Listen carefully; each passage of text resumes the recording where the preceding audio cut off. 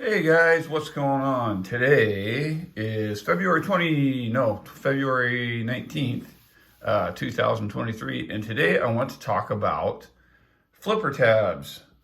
Flipper tabs.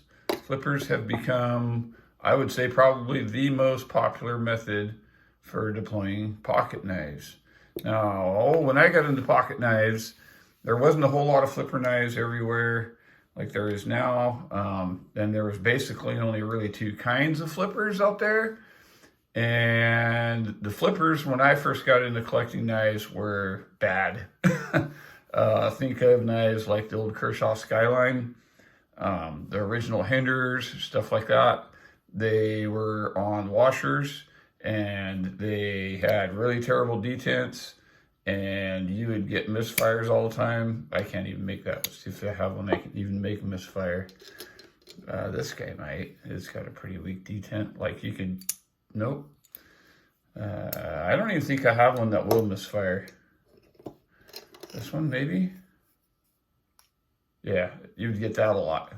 Because they couldn't get the detents right, and let's face it, washers just weren't smooth enough. They just weren't smooth enough to get enough tension to where you didn't have blade play and still have action. It was just really hard. Now, some of the higher end customs and things like that you could get definitely had those things. And I remember when they started getting real popular, I don't know who invented the flipper tab. I want to think it was Carson. I can't remember his first name, but I remember watching channels like Svi channel. I don't even know if he still has a channel anymore, but he would have all these super fancy, super expensive customs on there.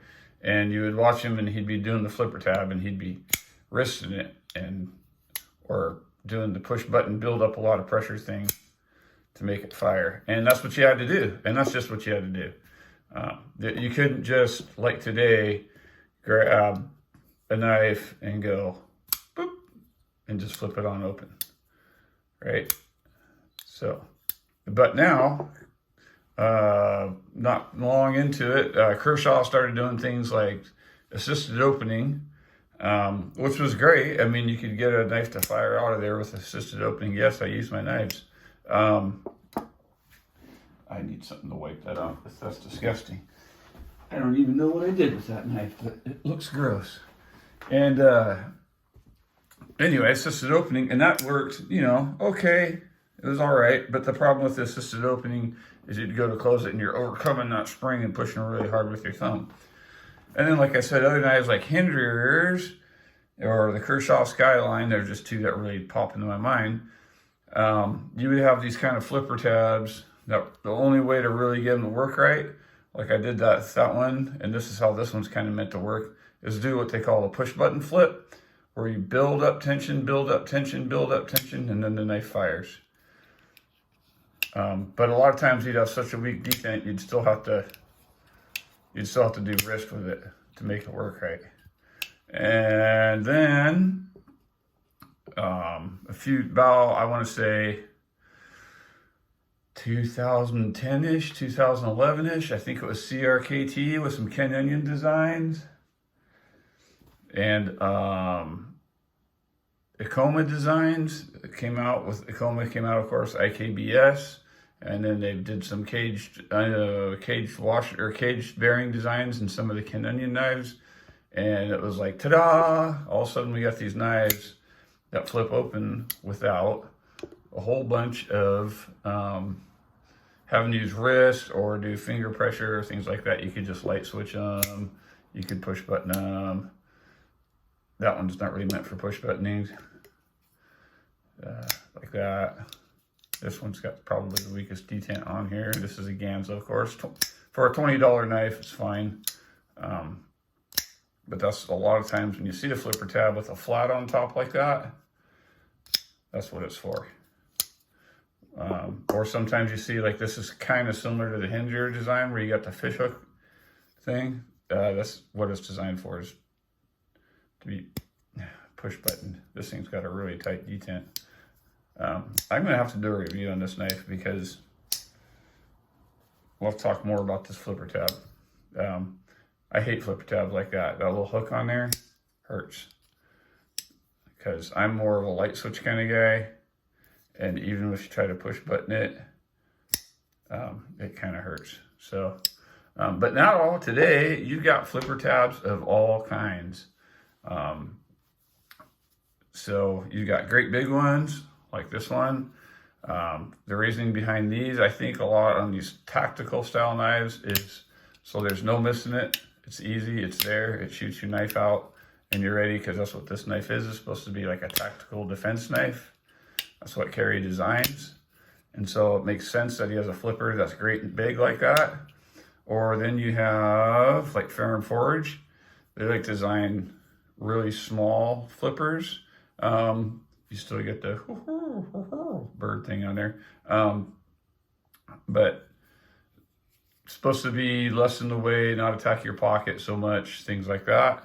And their knives are usually also both, can be used both push button and light switch. This is light switch. This is push button. Oops, finger on the lock bar. One of the bad things about a flipper tab, finger on the lock bar, knife don't work. Not all knives are like that. They've designed that out of some knives. But anyway, they keep their flipper tabs really small compared to a lot of other makers. And then a few years back, you had Kevin Smock come out with some knives, and that's where this style of flipper tab kind of originated, where it is nothing protruding out. These work really nice, just like that. You kind of have to grab them with your thumb, or your finger, I'm sorry, and they're more of a light switch kind of a thing. You can't really, they're not going to fire push buttoning. So, and that's really nice. I really like that. That's probably one of my favorite flipper tabs. And then even more so, it advanced even farther. And the first one of these I saw was actually on a buck knife that you never hear anything about. I owned one about 8 years ago, and I totally wore it out. It was kind of a cheapie, had plastic scales on a steel frame, but it had the same roller wheel, and it had kind of a lock button on the side also, so you could lock it open or close. And these are really nice. And these can be used like that as a finger flipper, or as a front flipper, like a lighter or whatever. And they don't protrude, there's nothing in the way, they don't hurt your finger. There's just really a lot to like about them. A lot to like about them. But you're gonna have to have, on a flipper tab like this, you're gonna notice that almost every one of them is a bolster lock style. And the reason it's a bolster lock is because there's no way you're going to open this without getting your finger on the lock bar and causing lockup on it. And this one right here, particular one, was designed by Jason Lundquist. So, but the first one I ever saw like this was on a buck, and then they came out years later on the Pena knife. So, and then we have one of the things you want to look at when you're looking at flipper tabs is it jimped or not jimped? Jimping being those little lines on there. Sometimes jimping can be wear your finger out and be a little bit rough. This one's actually really nice, and it's just got 3 nice little jimps on it, which is really nice. No sharp edges, everything's chamfered. This is also a very nice flipper tab. Opens really good. You can push button it, but it's difficult because it's got a pretty strong detent, so light switching it works really good. And that's something else you got to keep in mind is the detent strong enough on the knife to make the light switch work? But sometimes you get them without the jimping like this, and this has a very strong detent on top of it, so sometimes you'll get slip off like that. This one's really well wore in, luckily, so I don't really get slip off. And these, if you push button them, will wear your finger kind of sore because they did not really chamfer the edges very good. They're chamfered, but not enough in my opinion. And that's right on the soft pad of your finger, so that kind of wears out. And here's another one that's without jimping. But what they did on this, and this geometry of this, oh, I guess it does have a little bit of jimping. But the geometry on this is kind of weird. Usually you want your flipper tab to be equal with or in front of your pivot. Like you can see on this Ferrum Forge, the actual flipping action is in front of the pivot. This one is, I guess it's barely in front. Oops, I'm looking at the wrong one, phone. This one, yeah, see how it's almost behind the pivot? It's just barely where it needs to be. And it's a button lock, and button locks are a little bit harder to get the right amount of detent on for a flipper to work right. But they've done it here, and it's okay. It doesn't, you can't really get the thwack like you can a good flipper like, well, this is a thwacker right here. You can really thwack that guy. But, and then this one being way out in front of the pivot, geometry's on your side, physics are on your side, makes flipping super easy, super easy. So yeah, so there we go. And then, like I said, you get the fishhook ones like this, which I don't think you're supposed to be putting your finger up there. I think this is kind of like a push button / light switch at the same time. Yeah, you can kind of push button it too, because when you do this on this particular flipper tab, and it really kind of stinks because of that sharp hook right there, it really makes your finger sore. Like they could have done something more like that, I think, it'd been all right. So, but that's what you got, and it still works, and like I said before, because of bearings nowadays, I mean, not everything's on bearings, but most of your flipper knives are on bearings. You can now flip knives without having to put the wrist action in or do a super big buildup of finger pressure to make them work like you used to have to do. So they've come a long ways, and I remember having this discussion over text with another knife guy on YouTube. I don't know if you guys ever watched the Apostle P channel, but I remember, and it was probably 4 or 5 years ago, 6 years ago, discussing whether or not bearings were going to be around. And of course, Rob over there was adamant that they weren't going to hold up because, you know, bearings are just going to wear out and the crud get in there and blah, blah, blah. And he was really kind of against bearings and liked washers. And that's okay. You can, but about the same time as when I bought this knife, and it's on bearings.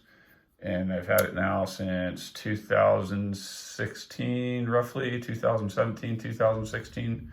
And here we are, 8 years later, 9 years later, 7 years later, 7 years later, and it's still on its original bearings. They sent me extra bearings, extra screws, extra pivot, everything with this knife. And the only thing I've ever had to replace was one screw because it was stripped out. But bearing wise, this knife is still nice tight action. Everything's good. This knife is still good. The lockup is still really good on it. It has slid over a ways, but as you can see, I still have a bit of braking left on it, and I don't think it's going to move any more than that. I think that's probably as far over as it's going to go. So, and it's still good. Still good. No rock lock. Everything's good up and down. And that's something that you'll run into sometimes on some knives, but that's for a different discussion when we've got talk about lockups and knives. So anyway, there we go. Quick discussion on flippers and flipper tabs. Like I said, there's lots to choose from out there. Make sure when you're buying a knife, you take a moment to look at the shape of that flipper tab. Because some guys, if you're a light switcher, you may not like a flipper tab that's like this, which is actually more designed for push button. So, and then the other way around, you might be a push button guy, and then you'll look at a flipper tab like this and go, well, that doesn't work for me. That's disgusting. So, and then one other thing, that's good. That's all I got to talk about. Anyway, as you can see, I'm a real scheduled, planned out kind of guy. Hey, I also want to throw out there that if you like this channel, give me a thumbs up and a subscription. And I'm up to almost 100 subscribers now. And I'll probably be doing a video about that before too long. And I'm going to start looking seriously at doing a giveaway. So, and I might make some toad sticker swag. I don't know yet. Maybe some t-shirts or something. I got a pal, so he might do that for me. Anyway, Get your kids, get your family, get out, turn off the TVs, go outside, enjoy the outdoors. Toad Sticker out.